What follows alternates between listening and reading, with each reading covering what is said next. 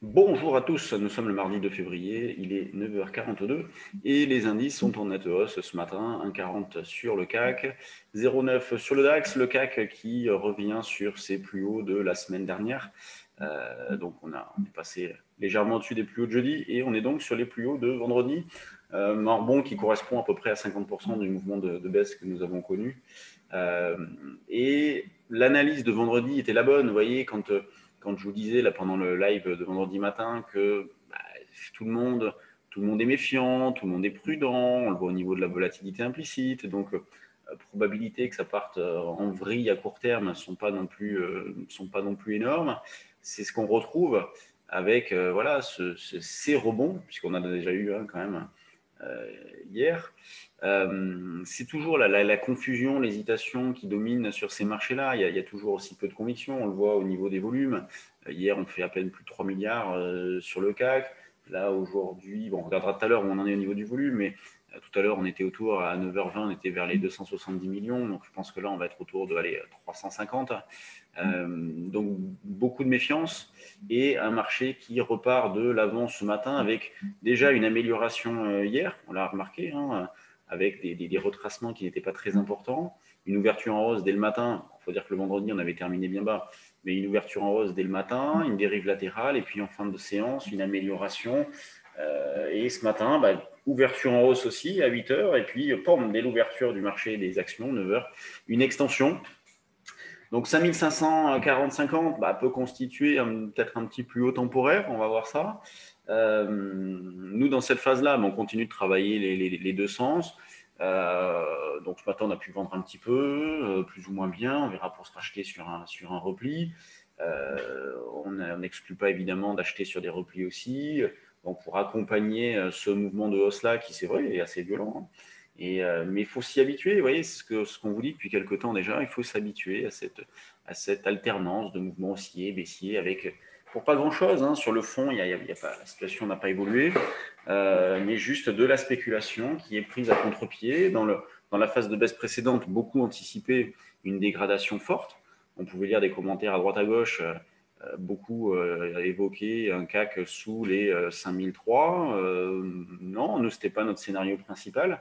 Donc, on pense toujours que l'hésitation va se poursuivre. Et d'ailleurs, c'est dans ce sens-là que nous avons mis en place des stratégies options en fin de semaine dernière, qu'on a proposé sur le trade du jour aussi. Donc, ce qui permet de capter de la volatilité, de capter du temps, parce qu'on l'a fait quand on avait une vol autour de 27. Là, elle a pas mal baissé. Hier, on regardait ensemble, je crois qu'on était autour de 22,5, 23. Là, au niveau de la vol, on est replacé sous les 20. Donc, je pense que vous ne vous rendez pas compte de vendre des options avec une vol de 27 quand derrière elle tombe à moins de 20. Le gain est considérable.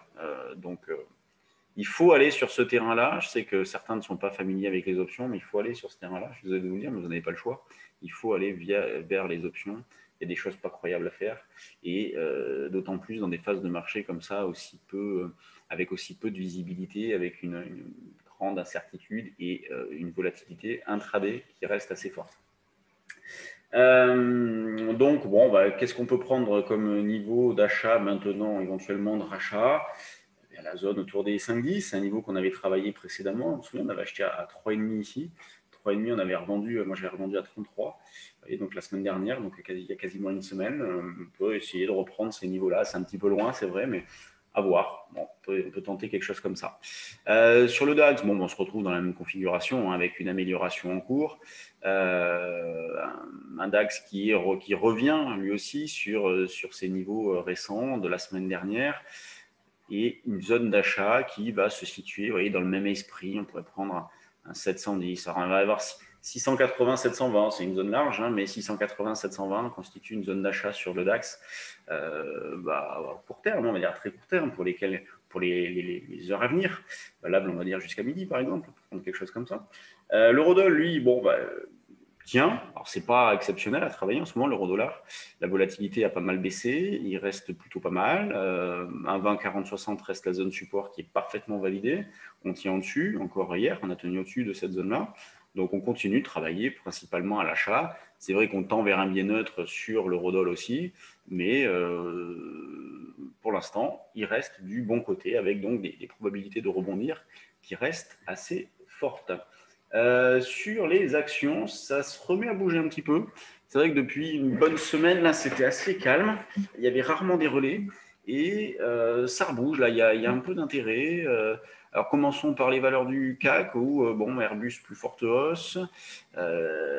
Atos aussi, là, il y a le deal qui tombe à l'eau là, avec les Américains. Où on l'avait ouvert en forte hausse.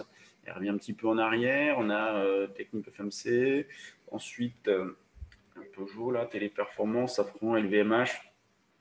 Bon, tout repart de l'avant gentiment, hein, que des valeurs dans le vert. Le CAC, ouais, 400 millions, ça a augmenté un petit peu. Les grosses pondérations, Sanofi, toujours à la traîne, hein, c'est terrible celle-là. Air Liquide, Total. Donc Total, il y a eu les chiffres hein, de, je sais plus, de BP, je crois. L'Oréal, bon, ah, c'est pas évident hein, non plus sur les valeurs du CAC. Alors oui, on reste du bon côté un peu partout, il n'y a pas de dégradation forte, mais c'est pas non plus évident. Quand on regarde les screeners, qu'est-ce qui bouge ce matin? Dolphin qui est bien revenu en arrière, qui repart ce matin. Valneva, Novacite qui a bien souffert ces derniers jours, qui repart de l'avant. Il y a eu une annonce ce matin, je l'ai mis dans le trait du jour action, là, la nouvelle, NetGem qui repart, Lithium, Lizzie, Artefact, Alphamos, Vernier. Bon, vous voyez, l'aspect repart, le moral est bon, c'est ce que je disais sur BFM ce matin, là, à 8h30, malgré une ambiance générale un peu pesante sur les marchés, le moral reste bon. On le voit au niveau de la spéculation. Il y a des titres qui sont recherchés. Ces derniers temps, on n'avait pas tellement de relais. Là, il y a un petit peu de mieux. Toujours aussi peu de visibilité sur le fond, bien évidemment, d'où cette alternance avec de la vol, mais un moral qui reste pas trop affecté. Donc, on essaie d'en profiter.